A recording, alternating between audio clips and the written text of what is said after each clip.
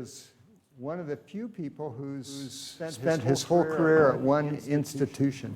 He did his BS degree at the Indian Institute of Technology, graduating with honors, and then he came to the U.S. and did a master's degree in mechanics, and ended up at Northwestern, where he did his PhD under Lynn Johnson. And Lynn has a University of Utah connection. He was a PhD student under my father, so it's kind of fun that Lynn mentored Professor Virkar, and then Professor Virkar has mentored me.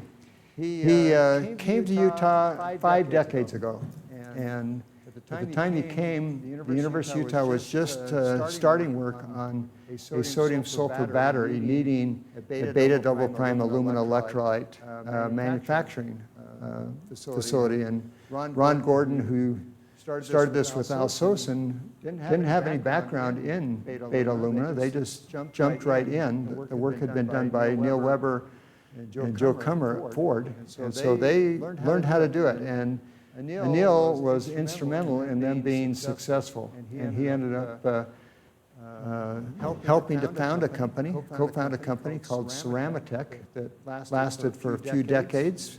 Coors Tech took it over, and he and Dinesh Shetty, who's also here, they founded a company called MSRI that did work on fuel cells, and Anil worked with another company on fuel cells that has been successful, and he's also founded a company on nano-oxides. He is a brilliant scientist, but he's an excellent teacher, and he's an inventor. And he's got a whole list of honors. I'm not going to talk about all of those, but he has got the Outstanding Research Award from the University of Utah in 1994. He's a fellow of the American Ceramic Society. He's a fellow of the ASM, of Electrochemical Society. He's a National Academy of Science. He's an Inventors Award. He won the Ross Coffin Award from American Ceramic Society.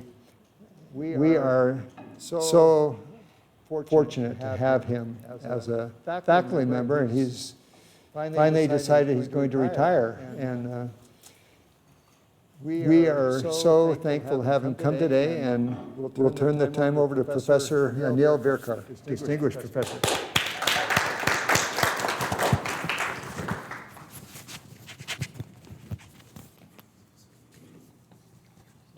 What would I do here? Quick, right up there by you. Close by. Okay.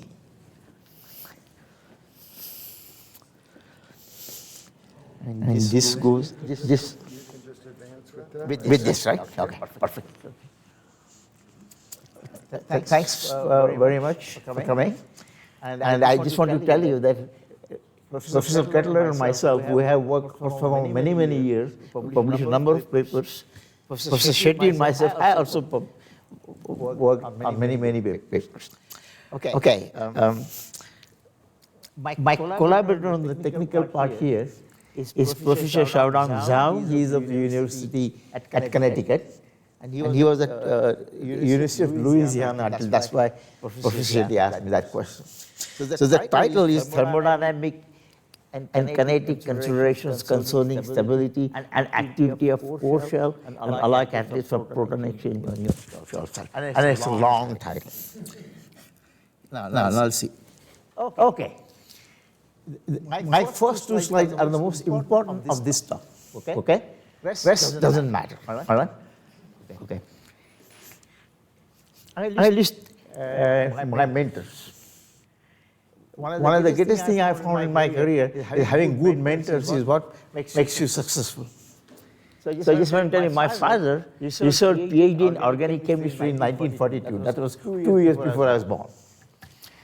My uncle was Surgeon General. I mean, let's say, my grandfather from my mother's side received a bachelor's degree in mathematics, I think about 1910. And then he was the mayor of a town. Professor Morifine, even though he was not my advisor, he was the, I would say, not just my greatest guide, this thing, and he is the founder of the first material science department in the world. He is the one who coined the term. So this kind of, Professor Ron Gordon hired me here at the University of Utah as a postdoctoral fellow in '73, and he and his wife guided myself and my wife throughout the career, and in various aspects, jobs, workplace, social, friendship. Professor Ivan Cutler, Professor Cutler's father, and we worked together quite a bit. He also guided me a lot, and we published a number of papers together, a number of patents together. And I think one of the things that I want to say is that having great mentors is critical to your success. So it doesn't have to be science or engineering, it could be anything, social, personal. So mentoring is important, and as the end of my career, I can really tell you that how important that is. Okay. And here I just want to show a photo. It's going to tell you my photo with Professor Morifine at Northwestern on April 12, 2013, on his 95th birthday. So tomorrow, if he had been alive, he would have been 104 years old. Okay, he died at the age of 97. Those were the days where you retired at the age of 65. You had no choice. So after the age of 65, he was Professor Emeritus for 32 years. And he used to go 3 to 4 times a week to school. And when I asked him, how do you go? He says, sometimes I hitch a ride. At his birthday party, said. And then one week, he didn't show up. And then 3 days went by, and then somebody from the department went. And they went to his house, and he had died during his sleep. But I mean, he could live alone up to the age of 97, because his wife had passed on earlier. So what I think is, I'll talk about technical part, the rest of it, but I really believe these personal relationships are so critical to your own success. Okay. I'm showing you a schematic of a PEM fuel cell. PEM starts from proton exchange membrane. It contains a polymeric membrane called Nephron.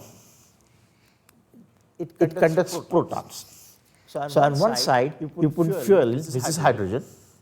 Other side, you put air in, which is the oxygen. This is the cathode, this is the anode. I think one question I have. Anil, have you ever taken thermodynamics? Okay. And kinetics? Yeah, good. And so basically what you're generating is your protons transfer from hydrogen decompose into protons and electrons, protons transfer through the membrane, electrons go here into the external circuit, come back here, oxygen comes in, react with oxygen to form water vapor. So basically what you're doing is oxidation, the net reaction is hydrogen plus half oxygen giving you H2O. And as you know, maximum work is the decrease in the free energy maximum. So of course, so this is the guiding principle. So basically you are reacting hydrogen and oxygen, but you're doing it electrochemically, so you are generating electrical current. I'm going to show you here a photograph of Toyota Mirai. I lived there more than 50 years, almost more than 51 years. And I love living in Utah, so you can tell that I'm in here. But if I were living in California, I would buy this. And I'm going to tell you that depending on where you live, another 15 years, you will have hydrogen car. Japan is putting enormous amount of resources for hydrogen car. Right now, hydrogen car is by far the most ideal car. Problem is we don't have hydrogen infrastructure. That's where the issue is much of the time. Okay. Now this is the outline of my talk. I'm going to talk about. By the way, when the time is close to, just tell me and I'll switch to the last slide. Okay. Okay. Let me go back to this. How do I go back? Oh yeah. Okay. I just forgot to mention one thing. In this one, both sides, the catalyst is platinum. Okay? The platinum dispersed on carbon is the catalyst for both the cathode and the anode. Okay. So I'm going to talk about mechanisms of catalyst degradation, role of thermodynamics in durability of catalysts, how the thermodynamics play a role, alloy and core shell catalyst, role of catalyst size distribution, role of support. I mean, the particles have to sit on carbon, so that's the support. And I'm going to talk about how we can achieve increased stability and increase activity. Okay. I'm showing you here a schematic to describe the mechanism of catalyst degradation. This is how a schematic of a catalyst looks like. This is a carbon support, and these black dots are platinum particles. A number of things can happen. One thing that can happen is these particles simply detach from carbon. And if they detach, they are not electrically active anymore. Other thing that can happen is they can agglomerate. If they're too close, they'll sinter together to agglomerate. And even if they are far apart, they can do what's called Ostwald ripening or coarsening that can occur. So there are various mechanisms by which this occurs. In addition to that, platinum can ionize and can actually precipitate, go inside the membrane from cathode, and they can precipitate in it. What that does is you're losing catalyst. These are various mechanisms of degradation. Okay. Since you have taken thermodynamics, you know what chemical potential is. Now, of course, we typically talk about chemical potential of bulk materials. But here, talk about nano-sized particles. So you have to take into account the fact that it's a small particle with surface energy in it. So the chemical potential of a particle of radius r is given chemical potential of bulk platinum, what you say large nanomolar basis, plus 2 times the surface energy that the molar volume of platinum and the radius of particle. So you can see if the particle is very, very small, its chemical potential is high. This free energy is high. And if we know, all things want to go to low free energy, basically. So we need to have the catalyst small enough so that it is active, but we have to prevent it from making bigger, so it's no longer active. And it wants to go bigger because of lowering the free energy. Okay. There are many equations here. As I said, anybody can look them up. I'll just kind of go through, and I don't want to go dwell too much on the equations per se, but something I do need to.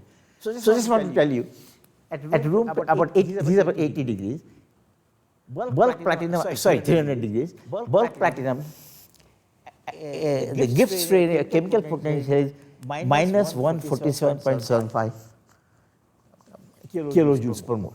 Okay. If you take a nano-sized particle of 1 nanometer radius, then you have to take into account this part plus this term, which takes the surface energy and the radius of the particle into account. Assuming some numbers, the calculated chemical potential of a nano-sized particle, 1 nanometer, is minus 120 kilojoules per mole. Remember, minus 120 is larger than minus 147. Okay, number wise, magnitude wise. If you are a scale, minus 147 is low. Minus 120 is high. Right? So that's the reason these particles want to coarsen and do that to get to the bulk value. So higher the chemical potential, the lower the stability. And as I said, the smaller the particle, the higher the chemical potential. Okay. So let me tell you how, as I mentioned, for a catalyst to work, it sits on a carbon support, and these are particles. Now this membrane is called an ionomer, which only contains, by and large, only contains hydrogen ions. Or any ions, basically, to some extent. Now, to coarsening, you have to take platinum from here to here. But to do that, electrons can't flow through that much at all. So how does it happen?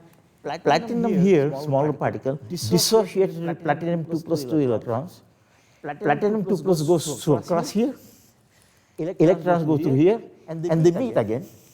And the reverse reaction occurs where platinum 2 plus 2 electron become platinum. So then that reaction is transferring platinum from a smaller particle to a larger particle. That's how the coarsening occurs. And if it is in direct contact, just platinum goes to again the ionomer, electrons just directly go through it. This is interesting. Support must be electrically conducting for growth to occur. As well show you, there is no growth in alumina if it's alumina. But support must be electrically conducting to functional electrodes. So you have catch 22. I don't know, do you know the term catch 22? Sorry, it's a really old term. Where you're stuck, basically. You're sure. So if the particles isolated, however, they're different. Okay? No, there's no support. Initially what happens is platinum ions go from smaller particle to larger particle, but there is no transfer of electrons.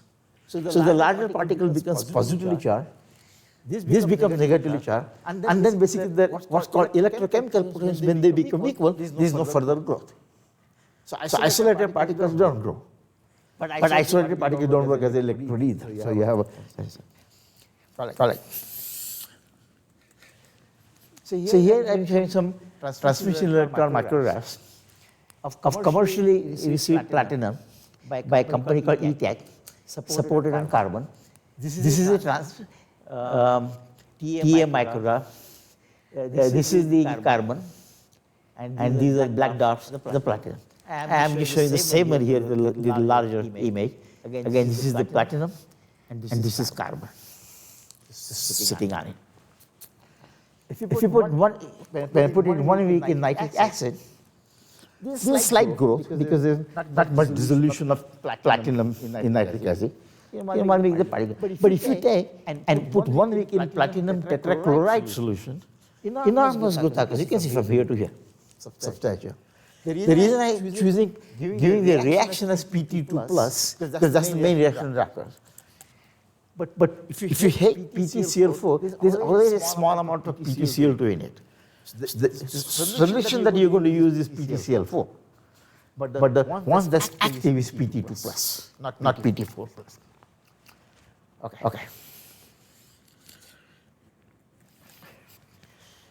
Now we actually did this work by using platinum and on aluminum oxide as a catalyst. This catalyst is used for chemical reactions, not for electrochemistry. There are many chemical reactions that use platinum and aluminum oxide.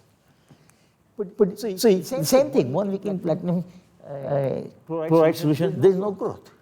Because you cannot transfer electrons. There's no way to transport electrons. The aluminum oxide is perfect insulator. In fact, what happens is not only that growth doesn't occur, somehow the platinum dissolves into the platinum chloride solution by this reaction, PTCl4 plus PT to form PTCl2. So actually, even I don't know if you can tell with naked eye, actually there is more platinum here than here. Because it just dissolves, slightly. Okay. So I'm going to talk about role of thermodynamics in degradation and durability. Dissolution and reprecipitation of platinum. Platinum 2 plus concentration dictates the kinetics of transport and therefore the kinetics of degradation. Chemical potential of platinum in the catalyst determines PT2 plus concentration in the ionomer liquid. The higher the chemical potential, the faster they go. So smaller particles want to become bigger. Oxidizing atmosphere, you have higher PT2 plus concentration. Reducing atmosphere, very low because basically platinum. So that's, as a result, cathode, it degrades, but anode doesn't degrade. The anode is hydrogen. There's no enough oxygen to form that. By the way, you can stop me anywhere and ask questions. You just kind of casual thing. Okay. Now, platinum is expensive. So one of the ways people try to do is to reduce its cost is to alloy the platinum with something else. So that way can reduce it. And so We're going to talk about role of alloying elements, chemical potential of platinum, role of alloying elements in the degradation involving dissolution depletion. And there's an enormous amount of work done. Much of this work that I'm talking about was done about before 2014. But I had a couple of students after that. They had done an enormous amount of work that I'm not talking about.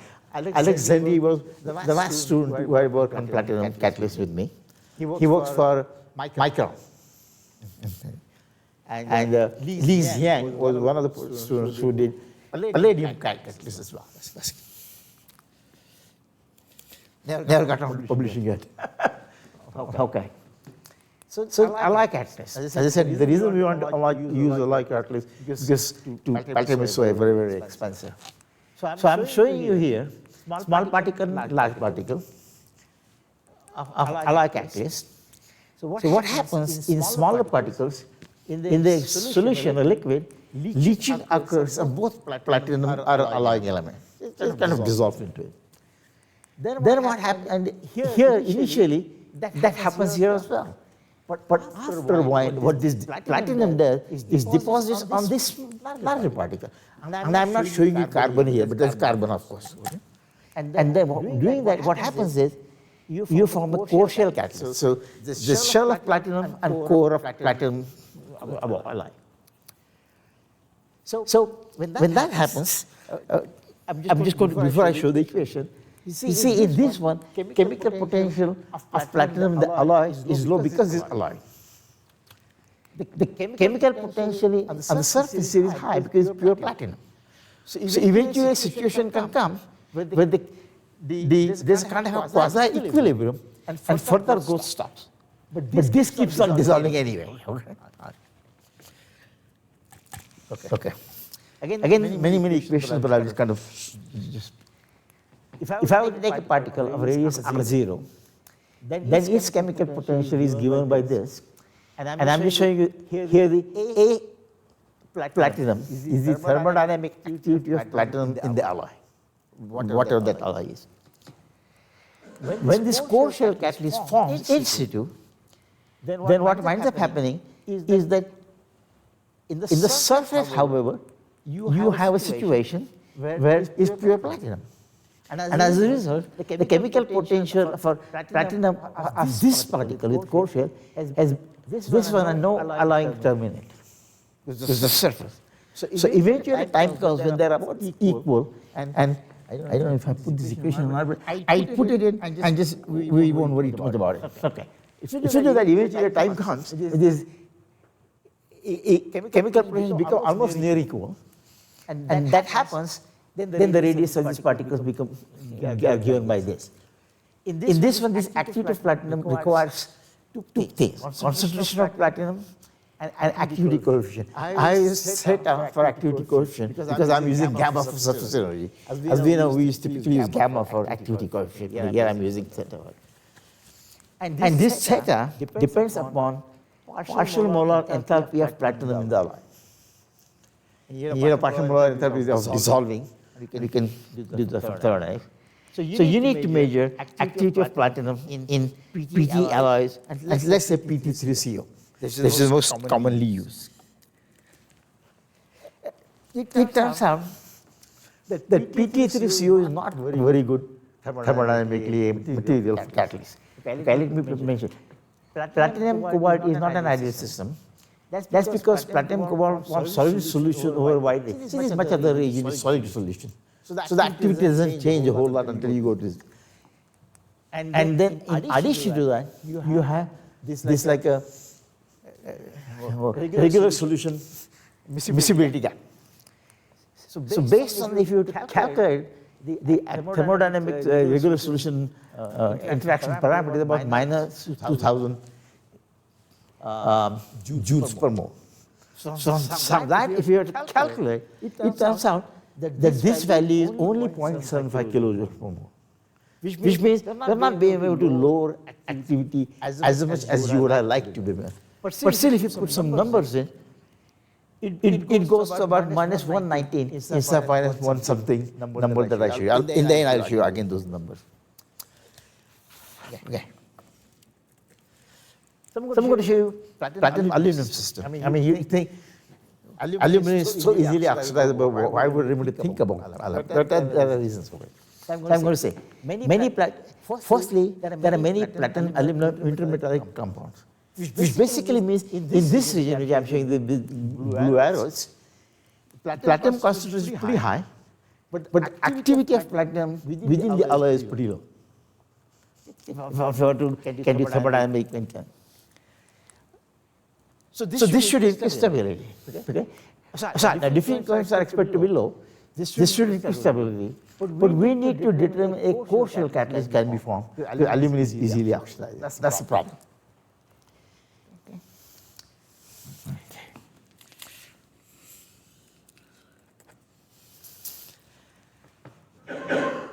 Okay.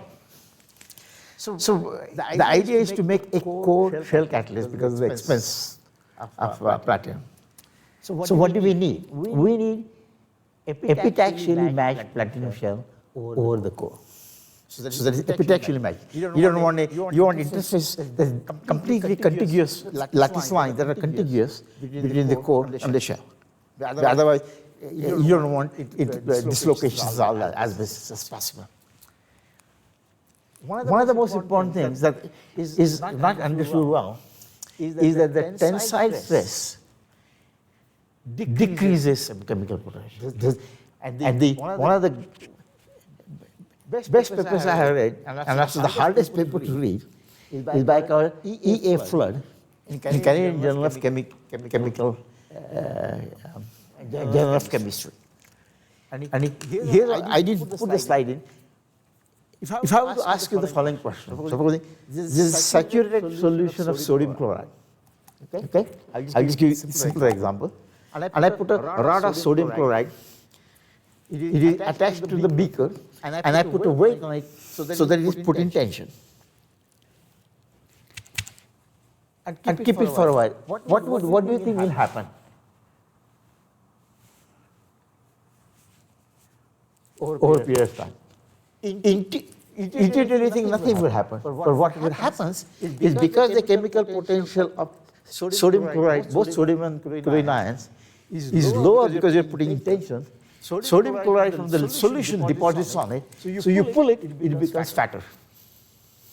It becomes thinner. It becomes fatter. So actually, one of my students did work to do this for platinum, but the complicated geometry. She was able to show, Priti Parthasari, okay? She was able to show that if you put a platinum of 127 microns to diameter and put away, there's some complicated geometry, but I won't go into that. But put it under tension, over a period of 1 week, it goes to 150 microns. Platinum is being pulled, but it became fatter, not become smaller.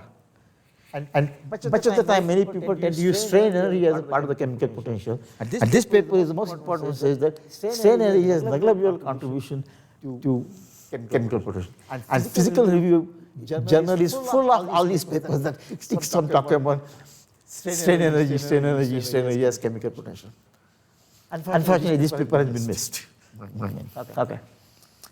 Preferred cores are those with larger lattice parameter than platinum, gold, possibly alloy silver, possibly aluminum, but of course aluminum easily oxidizes. So I'm going to just tell you about core shell catalysts for silver and platinum. Okay? What I'm showing you is a schematic. Core is silver, shell is platinum. And because they have the same structure, you can form contiguous lattice lines, coherent interface, I mean, basically. I'm forgetting the terms.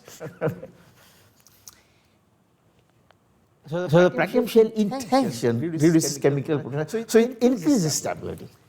And so without doing anything, this thing, if I had to use some numbers value, the chemical potential now has gone to about minus 144, 67. So decreased chemical potential, increased stability. So stress has a profound effect on stabilizing Okay. So here are some things that I want to show you. Is that we calculated stability of core-shell catalyst, and the way we define stability is using Nernst potential. So we describe stability in terms of millivoltage. So positive number means better stability, negative number means not. So what I'm showing you here that, okay, if core is platinum and shell is platinum, of course is 0, 0. Sorry, let me just go to 0. If core is silver, the stability increased by 190 millivolts because of the lattice. Now, if you take nickel, nickel has a smaller lattice parameter. As a consequence, actually, it is not that stable. The stability goes down substantially if I use nickel as a catalyst. Now, what I'm saying you is these are the stability we are calculating using thermodynamics and mechanics. Okay? Very, very well-known person in Texas A&M called Parla Balbuena. She's in chemistry department there, and she does DFT calculations, right? And so she had also done DFT calculations. But remember, DFT calculations really don't tell you what's happening. It's difficult to know. Yeah, exact sources. So it turns out, though, however, her numbers are 0, of course. Here, ours are 190, his are 200, 180. 160, minus 400, hers are minus 84, minus 520, minus 600. So one thing is thermodynamics is profoundly important even in a nanoscale.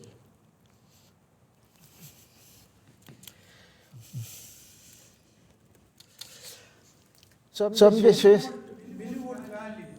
Huh? They're red. Sorry? The numbers, Huh. millivolts. Yeah. 100, 160 and something. That is relative to the Pure platinum. Exactly. So shift in the Nernst potential. yeah, in terms of non-potential. So that means if I use nickel as a core and with platinum on it, it will be much less stable than pure platinum. But if I use silver as the core, then platinum is much more stable. The catalyst platinum is much more stable. That's what these numbers prove. So we decided to do this silver platinum core shell catalyst. So this is again on carbon support. I'm not showing it this thing. What I'm showing you here is a schematic of a platinum nanoparticle. And then all we've done is just put it in a platinum chloride solution, okay? And with carbon. Then eventually what happens is some of the silver dissolves. 2 silver reacts with platinum 2 plus to have platinum 2 silver. So some silver is dissolved. And I'm showing you this smaller than these are the platinum ones. I'm showing you this smaller than this simply because the reaction is this. So you have to take away 2 silver atoms to form 1 platinum atom. So it becomes smaller, like slightly more.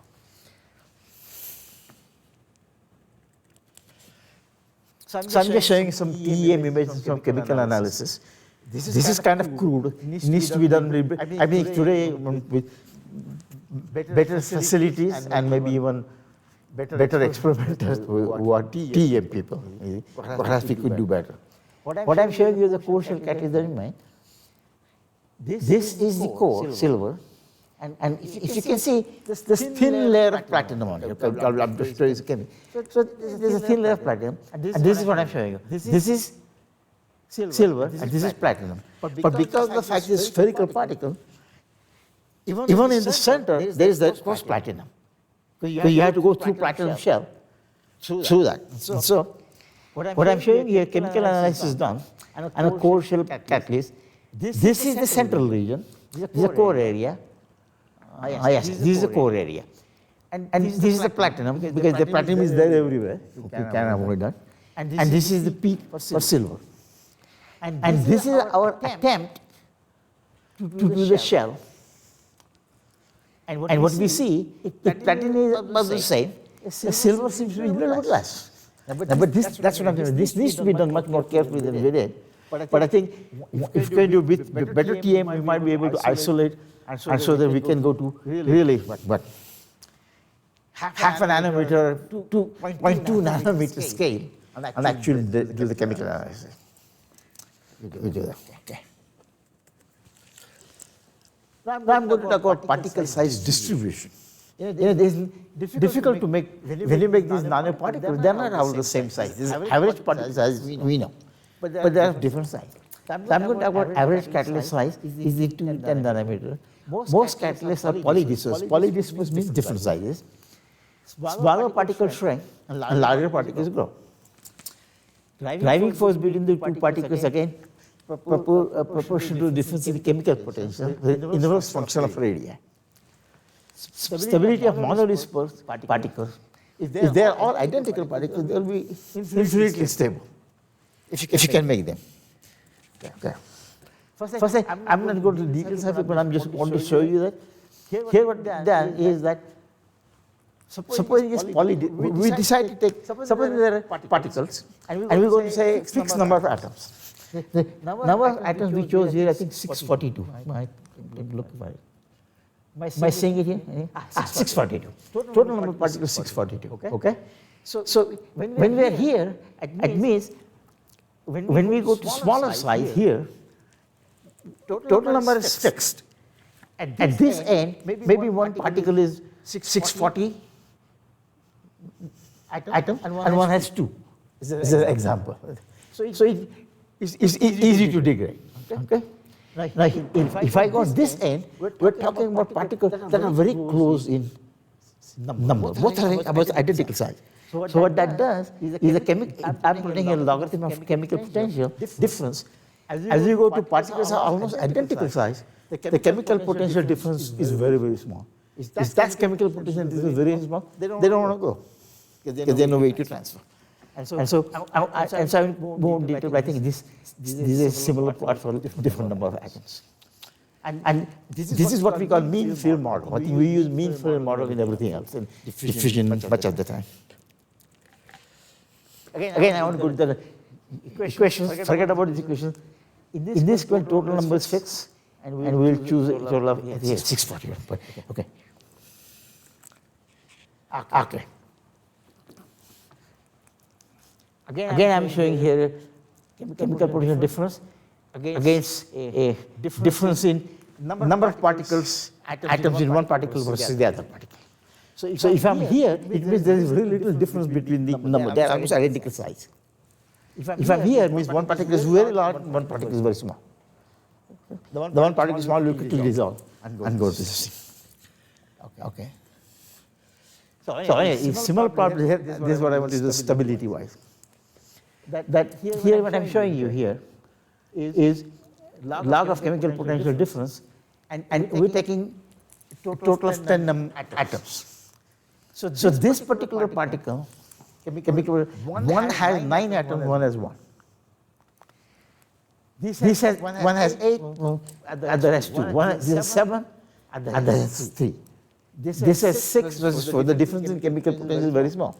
If they're all 5 and 5, then it's undefined. Chemical potential is completely undefined. Okay, say this is an example I'm going to show you. It's what was done years ago by this is some work done on platinum clusters on carbon support. And what they observed, if each particle had 68 atoms, chemists have found a way to make almost, they know how many atoms are there in a given particle. To the number one atom, to one atom. So these particular monodisperse atoms, they all have 68. And over a period of time, there's hardly any degradation because they're all 68. This one is polydisperse, which has 52 and 68. That degrades rapidly. And this one has more than 53, and those degrade rapidly. So what this shows is monodisperse don't degrade. The remaining time, I'm going to talk about the role of support and the stability of degradation of platinum nanoparticles. As I said, you have to have platinum particles sit on electrically conducting support like carbon. Interaction between catalyst support, what's called the functionalization, that is wetting, is important. The other is support surface geometry, which I'm going to talk about. Support surface geometry, what profound influence it has. Okay. What I'm showing you here is that if I take a particle of radius r0, and if I calculate its chemical potential 1 nanometer, its chemical potential is minus 120 kilojoules per mole. Okay. Now, if I were to take this same amount of platinum, putting on a support, so that it forms a lenticular shape, where this angle theta is theta, and I chose theta is equal to 30 degrees. So the volume of both of them is identical. It's the same amount of platinum. But because it's lenticular, its radius is r1. And if you, if this precipitation and weighting and study in kinetics class or thermodynamics class, you know that you can actually calculate what the chemical potential is. Okay? The surface energy in those relationships. So the chemical, considering that for angle of, the chemical potential, now for this one, for this situation is minus 141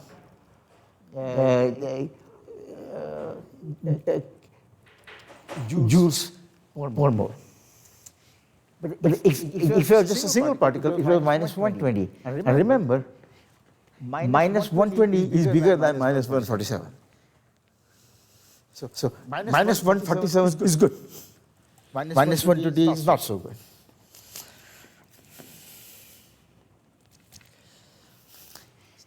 Now talking about again further functionalized support.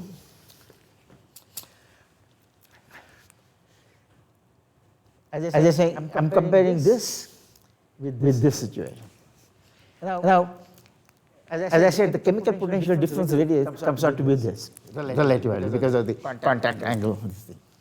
But because of the fact that you have surface area of the same particle, the surface area is bigger than surface area here. So technically what winds up happening is that you have an opportunity to increase stability and increase catalytic activity both at the same time. So you can technically assume increase stability, increase in catalytic activity. Once again, I just said, anybody is interested in more, this will be available for a while, right? Okay. So now I'm talking about the catalyst. Talking about here. Sorry. Yeah, I'm talking about changing as a function of theta. It turns out that I'm showing you increased activity when it's really close to very, very low contact angle. Actually, there's a little dip here, and then activity, activity slightly increases again to the. And this I'm showing you here is the durability of it. If it is very, very thinly spread, the chemical potential is so low that it doesn't want to degrade. There's not further way to go to lower state.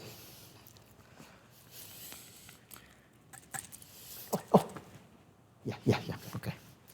This is some work by Professor Zhang, who he was at Louisiana, now he's at Connecticut.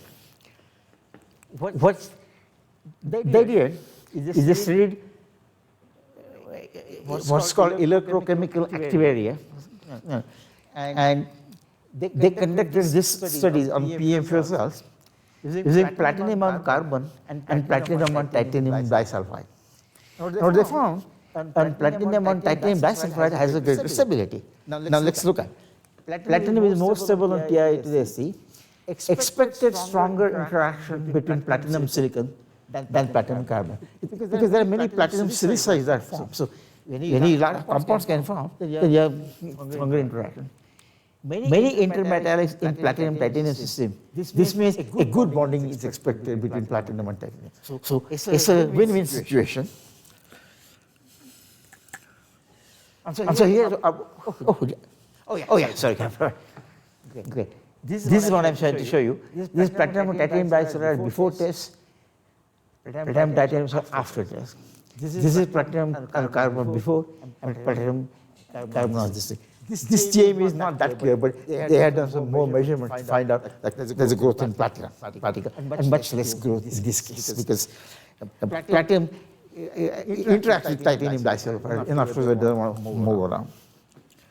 Okay. This is the platinum-titanium phase diagram I wanted to show you. If you look at platinum-titanium phase diagram, see, there are so many intermetallic compounds that if you were to choose compounds on this, if you decide to plot platinum activity, actually platinum activity here is unity at this one. But if you come down because of the compound, it drops rapidly in this one. So you can get low platinum activity in this platinum-titanium alloys. These intermetallic compounds are all electrically conducting. Which one? Intermetallic compounds. Oh yeah, they are intermetallic. Yeah.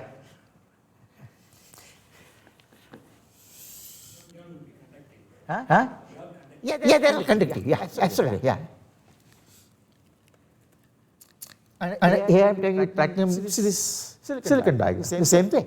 There are a lot of intermetallic compounds, so the bonding of platinum to titanium disulfide is much more easier than to platinum to carbon.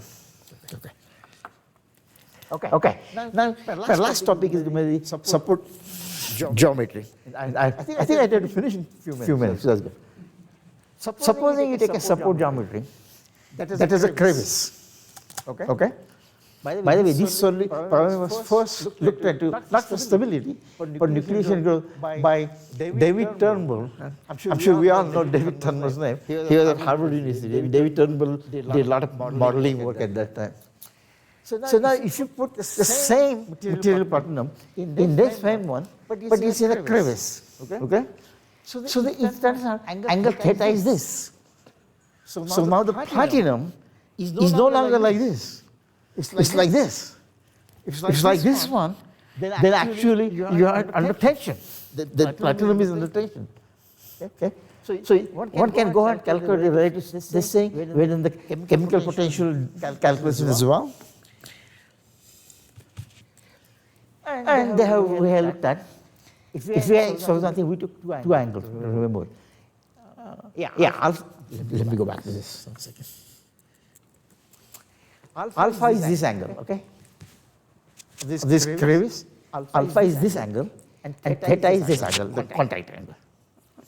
As you know, if you take tube and put water in it, water curvature looks like this, because of the wetting part. So it's the same concept. So you can calculate what the chemical potential ratios are, you can calculate what the area ratios are. Area ratio is important because it talks about activity.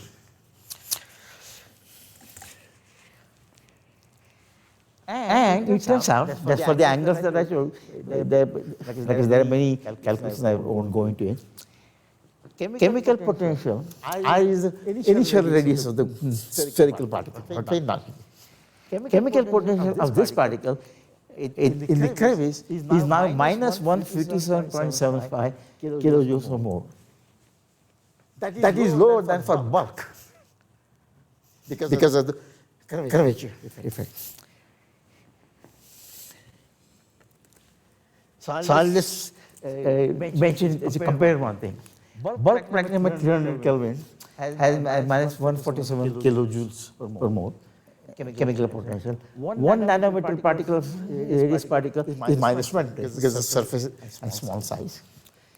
1 nanometer of PT to CO is minus 190, not much advanced really. 1 nanometer, by the way, core shell is written as core first and shell last. So Ag at PT means Ag is the core and PT is the shell. That's the terminology in the nanoparticle thing. 1 nanometer AgPT is about 1 minus 144. 1 lenticular particle at 30 theta angle is minus 147. A particle in a crevice is minus 157. So platinum crevice low with low contact angle negative curvature, even more stable than that. Now, there's a company, I think 3M, has been doing some work. They don't tell you about why they're doing it, obviously it's understandable. But they have developed platinum catalyst for PEM on carbon rods, and it's just this thin layer of platinum on it. So at least it is zero. Okay? This is even better if you could go into crevice. So platinum catalyst in crevices with low contact angles exhibit negative curvature, even more stable than platinum. Okay, I'll summarize. Lower platinum chemical potential, higher stability, alloy catalyst intermetallic, somewhat stable. Core shell, shelling biaxial tension is what you want. So you want the lattice parameter of the core bigger than that of the shell. Catalyst weighting supports strong interaction, increased stability. Thin monolayer in platinum crevices should be very stable. So what we really like is a rough surface and thin platinum layer inside it. Oh, thank you. Get off my talk. Let's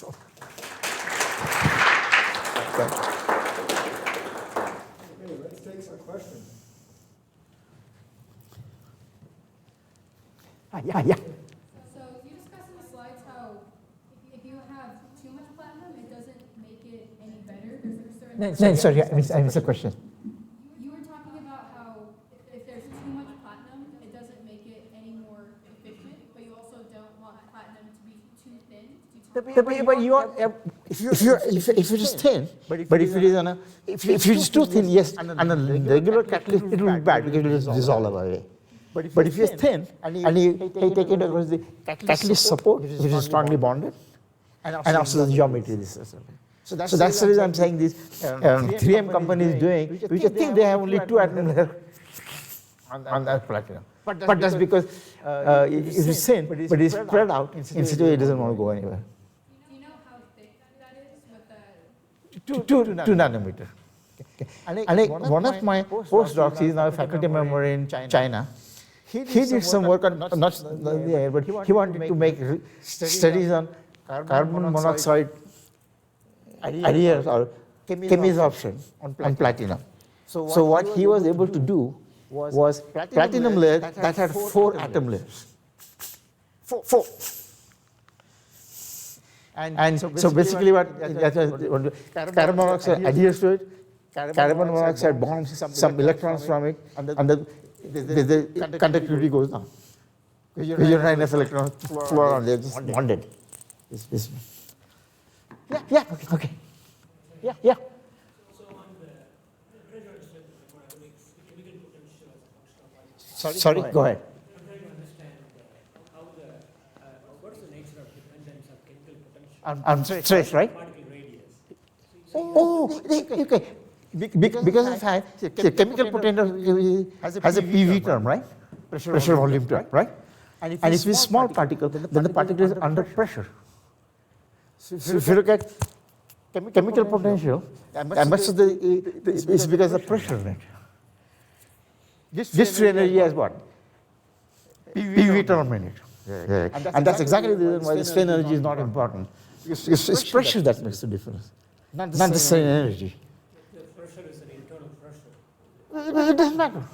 Anywhere. You can put it externally. I mean, suppose you take gas, right? You can put in gas and put in a cylinder, put load on it, weight on it, put more and more weight, the gas goes down, chemical potential goes up. So my question is actually slightly different. But In the equation you wrote, in the chemical potential of a particle is the bulk plus. Yeah. So it's on a molar basis. Right, no, I understand that part. The question is, the second term Yeah. has the surface energy term. Yeah. And so the total of it says chemical potential should increase should decrease with increase in particle size. Chemical what? Total chemical potential. No, I think his chemical potential is defined on a molar basis, on a mole basis. So what I mean is, if I take 1 mole of platinum and disintegrate it into nanoparticles, then if you look at the chemical potential of that on a molar basis, that's what that is. You see what I'm saying? I mean, if I were to just take one chemical, we're talking about chemical potential on a molar basis. We're not talking about chemical potential of one particle. Even though you're calculating for a particle, Yeah, but it basically would mean if I were to take this 1 mole of platinum, disintegrate into 1 nanometer particles, and measure its gives energy, and here I just measure from 1 mole of platinum, then that's the difference we're talking about. Yeah. Did you see a decrease in the catalyst effectiveness between the crevice platinum and the actual nanoparticle platinum because of the differences of size? No, sorry. My hearing isn't good, so. Oh, sorry. Did you, No, you're not. Yeah. did you see a decrease in the effectiveness of platinum as a catalyst using it in the crevice from the smaller surface area versus the nanoparticles, which I shouldn't hear the question. I apologize. What is the comparison you're saying? I didn't get the question, sorry. Oh, all right. Did you see a decrease in how effective the platinum was as a catalyst Oh, yeah. in the crevice versus the Oh, no, we have not done that. Experimentally not done it. No, we have not done it experimentally. But I think the 3M company is doing it. And they have been doing this for 15 years. So, yeah. The experimental evidence for it. I think his question is, if you've reduced the surface area, even though you put it in tension, are you really ahead as opposed to keeping these where you have lots of surface area? But the surface is increased, not decreased. So the thickness is very thin. Yeah, very thin. Yeah, sir. For the core shell particle, was the purpose of the cores just to put the surface of tension, or was there Core shell particle, original purpose is to reduce the cost. But if as to what choice of core you have will determine what the chemical potential of platinum is in the shell. And so our study shows that if you were to put this in silver and put it, because silver has a larger lattice parameter, is thinly spread over it and is in tension. Does room temperature creep occur? Huh? Does room temperature creep occur? Do those stresses relax? No. I think the creep is almost impossible to occur because all epitaxially matched. So to creep to occur a dislocation movement and those kind of things. But no. Of course, I had to study that stability is not been studied for long enough time. But at least one thing, the Toyota Mirai car PM fuel cells have been shown to cell stack to last at least 7-8 years. Yeah. Of course, like everything is, performance goes down, but there are electronic balancing circuits that allow you to still use it. Yeah. So for that crevice, what was the substrate? In this case, it is arbitrary substrate. So what I'm saying is that some substrate support that has certain weighting characteristic that it will be in.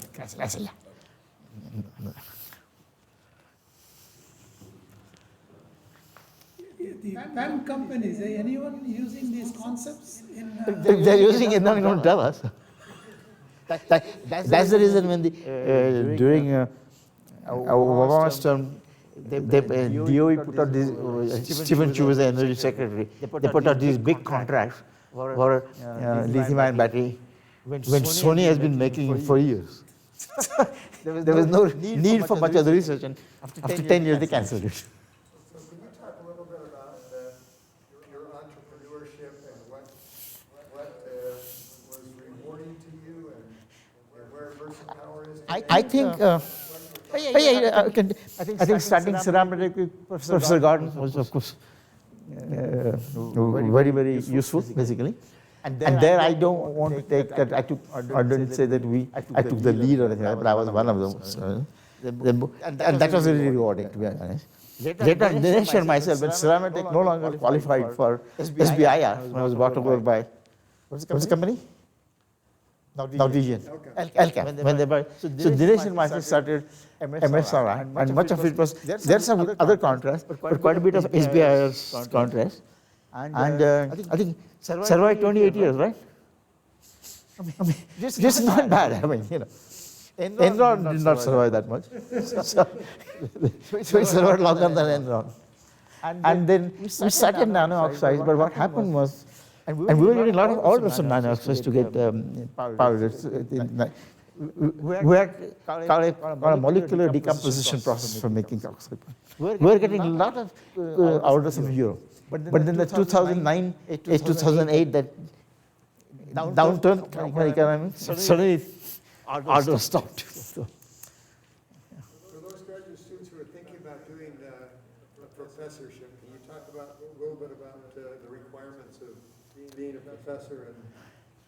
Of course, I think one thing I would certainly say is that focusing on what you want to do and enjoying what you want to do is probably the most important.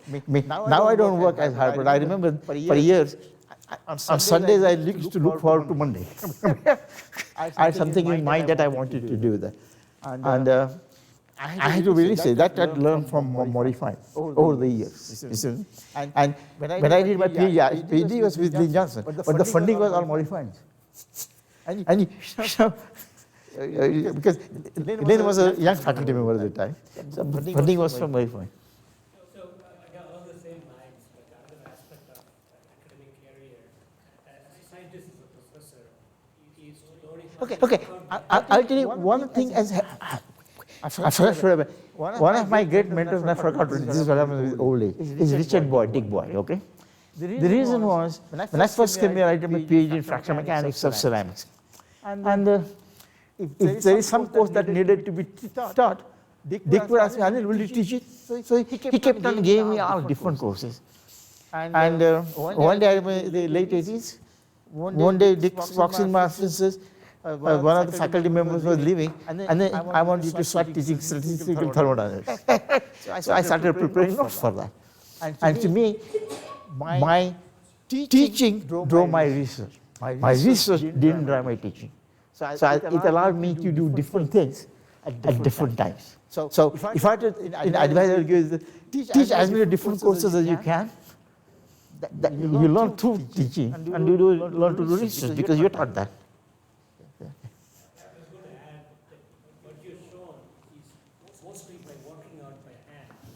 Oh yeah, right.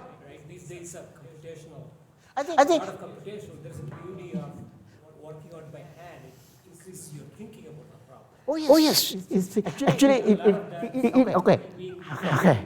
Yeah, I'll tell you a recent example. But in 2014 or so, I had calculated, supposing if you to put a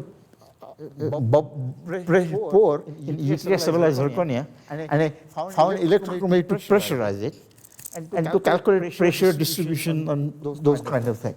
But then I also was doing a calculation that if I can do it electrochemically, technically I could do is take a pore, put a thin cylinder on top, which is pore, and pressurize it like this. And those answers were not coming together. And I was at one of these conference called Telluride, Telluride conference. At 2019, I was in that conference. And suddenly, while sitting, it dawned on me what mistake I was making. Okay? As soon as I came back, within half an hour, I solved the problem. And then myself and Ken reached my, because of the fact that I didn't know where to publish it, because if I sent to Electrochemical Society, not many people understand mechanics. If I sent to mechanics, not people understand electrochemistry. So myself and Ken reached Schneider, Ken reached Schneider? UT Arlington. So we wrote a chapter in a book of that. But it took me, I think I was just going through my head for 5 years, and suddenly. Okay, thank you. Thank you. Thank you.